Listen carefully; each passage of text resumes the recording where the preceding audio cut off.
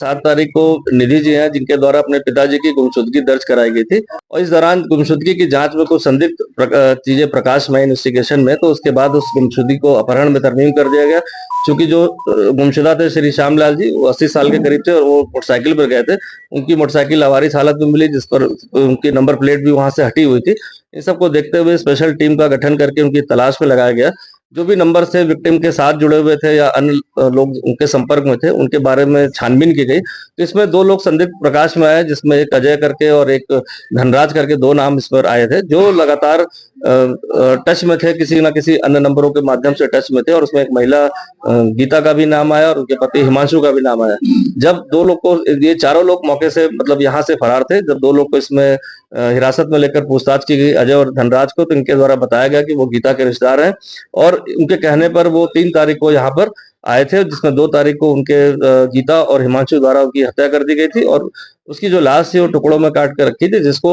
वो फेंकने के लिए सहारनपुर नहर के पास फेंक कर आ गए थे। उनकी निशानदेही जानकारी के आधार पर इसके बाद जो है लाश को जो है अलग अलग पार्ट में जो कटी मिली थी, कुछ नहर से बरामद कर लिया गया था। इसके बाद 2 अभियुक्तों को गिरफ्तार करके जेल भेज दिया गया था। इसके बाद हमारी पुलिस टीम लगातार गीता और हिमांशु, जो उसके प्राइम मास्टरमाइंड थे, इनकी तलाश की जा रही थी। कल इनको रात्रि में अमृतसर से जो है वहां से इनको हिरासत में लिया गया और पूछताछ के बाद इनको थाने जब लाया गया यहाँ पर, समझ घटनाक्रम का पता चला कि जो गीता थी और उसका हस्बैंड जो है हिमांशु, जो एमबीबीएस का 4th ईयर का स्टूडेंट भी था, इसके बाद उनको पैसे की जरूरत थी, फीस भरने के लिए भी थी, साथ ही साथ अन्य खर्चों के लिए भी थी। और पूर्व में भी वो कहीं ना कहीं किसी न किसी बहाने, जो इसमें अभियुक्ता गीता है उसके द्वारा श्री श्यामलाल जी से विभिन्न तरह से पैसे भी लिए गए थे और एक षड्यंत्र के तहत एक किराए पे कमरा लेकर उनको कहीं अश्लील कुछ बनाने का इनका एक मोटिव था कि अश्लील कोई वीडियो या फोटो बनाने के बाद उनको ब्लैकमेल करके और पैसे लिए जाएंगे। लेकिन श्री श्यामलाल जी द्वारा इसका जब विरोध किया गया तो उन्होंने गला दबाकर उसकी हत्या कर दी और इसके बाद 1 दिन तक उस बॉडी को अपने घर पे रखा और उसको विभिन्न जो औजार होते हैं, चाकू वगैरह से विभिन्न पार्ट्स में कहा जाए, दोनों हाथ और